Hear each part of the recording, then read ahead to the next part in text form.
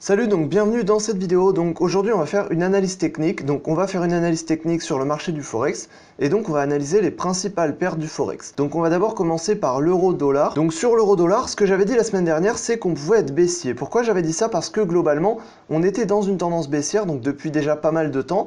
Et globalement, on allait sur des résistances importantes, donc des résistances obliques, mais également des résistances horizontales. Donc on allait sur ces résistances, et logiquement, vu qu'on était plutôt dans une tendance baissière, il y avait plus de chances que le cours parte à la baisse. Mais finalement, on voit que c'est pas du tout ce qui s'est passé. Simplement, le cours a franchi ses résistances à la hausse. Donc pour franchir ces résistances à la hausse, on a eu des nouvelles économiques qui allaient dans ce sens également cette semaine. Et donc du coup, ce qui s'est passé, c'est que le cours a franchi les résistances obliques, donc simplement les droites de tendance baissière ici, en tout cas la droite de tendance baissière principale.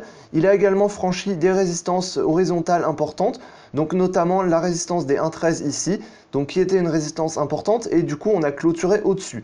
Donc ça veut simplement dire que le cours peut partir à la hausse et qu'on remet en cause la tendance baissière qui est installée déjà depuis pas mal de temps. Donc quand j'ai vu que le cours avait cassé les résistances importantes, le risque qu'il y avait principalement, c'était le risque d'une fausse cassure. Donc un peu une fausse cassure comme on a eu ici, c'est-à-dire que finalement le cours pouvait très bien marquer simplement une fausse cassure à la hausse et ensuite réintégrer. Mais on voit que finalement on a eu plusieurs clôtures journalières qui étaient au-dessus des résistances, donc c'est ce qui peut laisser penser que le cours peut vraiment aller à la hausse. Donc là apparemment on a vraiment franchi des résistances importantes. Le cours semble vraiment partir plutôt à la hausse et donc du coup je vais rester haussier sur cette paire principalement, en tout cas pour cette semaine, mais sans doute même pour les prochaines semaines, parce que simplement c'est une tendance baissière qui a duré pas mal de temps, et quand on casse une tendance baissière qui a duré longtemps comme ça, c'est fort probable que la tendance baissière dure longtemps également. Donc simplement du coup pour le moment on va rester haussier sur cette paire, donc on casse les résistances importantes, donc on risque sans doute de recasser des nouvelles résistances. Maintenant on a eu un mouvement haussier qui était assez fort, donc on voit que finalement on a eu un pullback ici sur cette droite de tendance qui a été cassée d'ailleurs, donc c'est ce qui vient encore plus confirmer qu'on va vraiment partir à la hausse à mon avis. Donc il faut quand même faire attention parce qu'on a eu un mouvement qui était assez rapide, donc on peut tout à fait avoir des corrections, notamment sur le niveau des 1,13 ici, qui est un niveau important sur lequel on pourrait très bien venir marquer une correction et ensuite simplement venir rebondir pour repartir à la hausse. Mais voilà, globalement je pense qu'on va vraiment partir à la hausse sur cette paire à mon avis. Donc on a cassé des résistances importantes, ici on semble vraiment être au moment où on va changer de tendance, donc passer d'une tendance baissière à une tendance qui va être plutôt haussière, et donc je vais rester haussier sur cette paire principalement. Ensuite sur la paire GBP-USD, donc livre sterling face au dollar américain, donc ici simplement la semaine dernière on est venu donc sur un niveau important, donc le niveau des 1,26, et finalement le cours a rebondi dessus.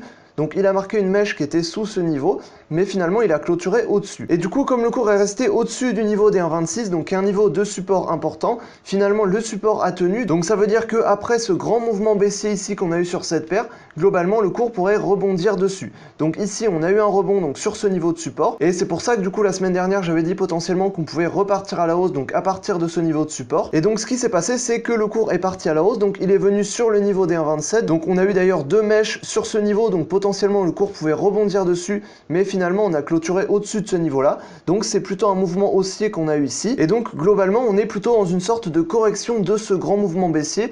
Donc simplement je dirais qu'on pourrait continuer dans ce mouvement haussier, simplement parce qu'ici on a rebondi sur un niveau de support important, on est venu sur un niveau de résistance, donc des 1,27 on a clôturé au-dessus, donc simplement on pourrait très bien continuer, donc en tout cas jusqu'au niveau des 1,27,5 ici, et même potentiellement jusqu'au niveau des 1,28. Donc sur le long terme et sur le moyen terme, on reste quand même plutôt globalement baissier, parce qu'on a à chaque fois des plus hauts qui sont quand même globalement de plus en plus bas, mais en tout cas ici, après un fort mouvement baissier qu'on a eu ici, on a une sorte de correction de ce mouvement-là, et du coup on pourrait très bien continuer dans le mouvement haussier qui est en train de se passer actuellement, et du coup simplement viser donc le niveau des 1,27,5 et même potentiellement le niveau des 1,28.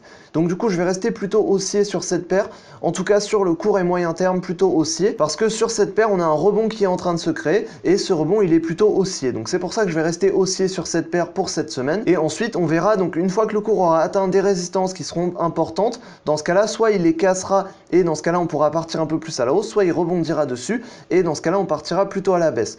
Mais pour l'instant on est plutôt dans un mouvement qui est haussier, et donc je vais rester plutôt haussier sur cette paire pour cette semaine. Ensuite sur la paire USD-Yen, donc dollar américain face au yen japonais, donc ici globalement on est plutôt baissier, donc depuis déjà pas mal de temps sur cette paire, donc à chaque fois on a des plus hauts qui sont toujours de plus en plus bas, et qui s'inscrivent globalement dans une tendance baissière. Et donc récemment on a eu des mouvements baissiers qui étaient assez forts, donc notamment sur ces bougies là, et donc on est parti encore plus à la baisse, donc en s'inscrivant dans la tendance baissière ici, et globalement ici on a simplement eu un rebond haussier. Donc on est venu rebondir sur le niveau des 108,5 ici, et ensuite on est reparti à la baisse, donc potentiellement pour viser le niveau des 108 ici. Donc du coup ce que je dirais sur cette paire simplement, c'est qu'on risque plutôt de partir à la baisse. Pourquoi? Parce qu'on est globalement dans une tendance baissière. On a des plus hauts qui sont toujours de plus en plus bas. On a eu un rebond ici sur un niveau important, donc le niveau des 108,5 ici. Et ensuite, du coup, à partir de ce niveau-là, on a un rebond baissier. Et donc, le cours pourrait très bien continuer à partir à la baisse. Donc, du coup, je dirais simplement qu'on va continuer à partir à la baisse sur cette paire. Donc, ça correspond également à l'analyse qu'on fait sur les autres paires. Donc, simplement, en premier, on va viser le niveau des 108 ici. Et ensuite, on va viser d'autres niveaux, donc les 107,5 par exemple. Et ensuite, le niveau des 107. Mais voilà, globalement, ici, on est sur une paire qui est baissière depuis pas mal de temps. On est dans une tendance baissière. Ici, on a eu un mouvement qui s'inscrit parfaitement dans une tendance baissière. Donc, simplement un mouvement de rebond dans la tendance baissière. Et donc, simplement, on pourrait continuer à partir à la baisse, donc à casser des nouveaux supports pour ensuite, du coup, continuer à partir à la baisse. Donc, on va viser le niveau des 108 et le niveau des 108,5. Et donc, du coup, je vais principalement rester baissier sur cette paire pour cette semaine. Ensuite, sur la paire USD4, donc dollar américain face au dollar canadien. Donc la semaine dernière, j'avais dit que potentiellement on pouvait ranger. Pourquoi? Parce que le cours globalement restait plutôt dans un range. Donc ça faisait déjà quelques mois que le cours oscillait dans ce range-là. Ensuite, il a cassé ce range à la hausse. Donc on avait plutôt un objectif qui était haussier.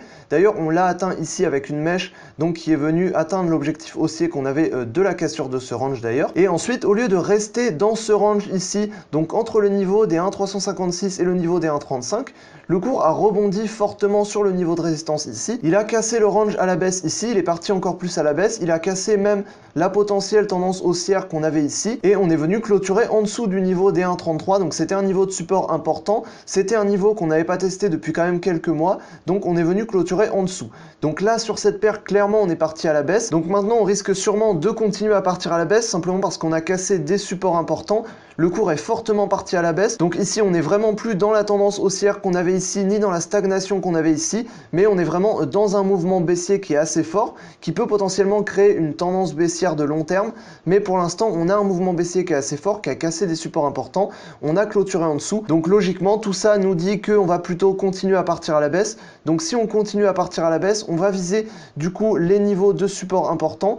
Donc ça va être en premier les niveaux qu'on a atteints historiquement. Donc par exemple, le niveau des 1,326, le niveau des 1,324 ici, et ensuite le niveau des 1,322. Et ensuite, on cherchera les supports qui correspondent au dernier creux. Donc par exemple, ici, on a le support des 1,31. Mais pour l'instant, on va d'abord viser les niveaux de support qui sont assez à proximité. Maintenant, il faut faire également attention parce qu'on a eu un mouvement baissier qui était assez fort. Donc on peut tout à fait avoir une correction haussière. Donc si on a une correction haussière, on pourrait très bien venir sur le niveau des 1,33. Donc simplement marquer un mouvement haussier sur ce niveau pour ensuite du coup rebondir dessus et partir à la baisse. Donc ici on va être clairement baissier sur cette paire, on peut potentiellement rebondir sur ce niveau, mais au final on a cassé des niveaux de support, donc on est clairement dans un mouvement baissier, et donc les seuls mouvements haussiers qu'on peut avoir ici, ça peut être potentiellement des mouvements de correction, mais globalement je vais rester baissier sur cette paire, en tout cas pour cette semaine. Ensuite sur la paire AUD-USD, donc dollar australien face au dollar américain, donc ici la semaine dernière j'avais dit qu'on était plutôt haussier, donc on avait clairement un signal haussier ici, donc on avait cassé d'ailleurs la droite de tendance baissière ici, on partait à la hausse et on a eu justement un mouvement haussier. Donc on a cassé le niveau des 0,696 ici et finalement on est parti du coup à la hausse et maintenant on est sur le niveau des 0,70. Donc ici depuis la cassure on a eu un mouvement haussier qui était assez important, on est venu sur le niveau des 0,70 et maintenant du coup c'est sur ce niveau que ça va se jouer. Donc si on franchit le niveau des 0,70 à la hausse, dans ce cas là on pourra continuer le mouvement haussier ici et même potentiellement du coup atteindre la droite de tendance baissière qu'on a ici. Donc c'est une droite de tendance long terme et on pourrait très bien venir chercher cette droite de tendance pour pouvoir ensuite potentiellement repartir à la baisse. En plus de ça, on a déjà marqué une mèche qui était au-dessus du niveau des 0,70 ici, mais on a clôturé en dessous. Donc c'est fort probable qu'on vienne retester ce niveau-là, et si on vient le retester, on pourra très bien clôturer au-dessus, et dans ce cas-là, si on le franchit, on partira un peu plus à la hausse. Donc si on part à la hausse, on visera du coup le niveau des 0,705 ici, puisque c'est simplement le niveau qui correspond au dernier sommet ici, donc au niveau des 0,705 simplement. Donc si on part à la hausse, c'est le niveau qu'on va viser principalement. Donc je pense qu'on va plutôt rester dans un mouvement haussier, et donc je vais principalement rester haussier sur cette paire. mais pour qu'on puisse vraiment partir à la hausse, il faudra franchir le niveau des 0,70. Donc si on le franchit pas, dans ce cas-là, soit on part dans un mouvement plutôt baissier, soit on part plutôt dans une stagnation, donc simplement entre ces deux niveaux-là. Mais je pense qu'il y a de grandes chances qu'on le casse, donc simplement on l'a déjà testé plusieurs fois, donc il suffit qu'on clôture au-dessus pour pouvoir le franchir et ensuite partir un peu plus à la hausse. Mais de toute manière, au niveau du long terme, on va rester plutôt baissier, simplement parce qu'on a des plus hauts à chaque fois qui sont de plus en plus bas. Donc au niveau de la tendance long terme sur cette paire, on est plutôt baissier, mais au niveau du court terme et du moyen terme, je resterai plutôt haussier sur cette paire pour cette semaine en tout cas, parce qu'on est plutôt dans un mouvement haussier ici, on a cassé des résistances importantes et on risque de partir encore plus à la hausse. Donc du coup, je vais rester principalement haussier sur cette paire pour cette semaine. Ensuite, sur la paire NZD-USD, donc dollar néo-zélandais face au dollar américain, donc ici on est un peu dans la même configuration que sur l'eau d'USD, donc simplement on avait une tendance baissière ici, on l'a cassé, on a eu un pullback sur un niveau de support ici, on est parti à la hausse fortement ici, et on est venu du coup sur le niveau des 668. Donc ici c'est le niveau de résistance principal, donc on a eu un mouvement haussier ici qui était assez fort et assez rapide, et finalement ce mouvement haussier pourrait très bien continuer. Donc pour ça il suffit simplement qu'on casse des niveaux de résistance. Donc tout le long de la tendance haussière ici on a cassé des niveaux de résistance, et finalement il suffit qu'on casse ce niveau de résistance pour qu'on puisse un peu plus partir à la hausse. Donc du coup je vais rester haussier sur cette paire simplement parce qu'ici on a un mouvement haussier, on a rebondi sur le niveau de résistance ici, mais globalement à mon avis on pourrait très bien venir le retester. Donc simplement du coup je vais rester haussier sur cette paire. En tout cas l'objectif ça va être principalement de venir retester ce niveau là. Ensuite du coup si on casse ce niveau là on partira un peu plus à la hausse, mais si on rebondit sur ce niveau là, dans ce cas là on partira soit dans une stagnation soit à la baisse. Mais pour l'instant on est dans un mouvement haussier, l'objectif ça va être de viser les principaux niveaux de résistance. Donc le premier ça va être celui-là, donc je vais rester plutôt haussier sur cette paire principalement, et ensuite une fois que le cours aura atteint ces niveaux là, on verra, donc soit on part à la hausse soit on part à la baisse, mais en tout cas le premier objectif ça va être de venir chercher ces niveaux là. Donc du coup je vais rester haussier sur cette paire principalement, en tout cas pour cette semaine. Voilà, donc j'espère que je t'aurai aidé dans cette vidéo à mieux analyser les paires du Forex pour cette semaine. Si toi-même tu as fait une analyse technique sur le marché du Forex, n'hésite pas à me dire tout ça en commentaire, donc c'est toujours intéressant d'échanger là-dessus. Donc j'espère que je t'aurai aidé dans cette vidéo, si c'est le cas tant mieux, et sur ce je te dis à la prochaine dans une autre vidéo. Salut!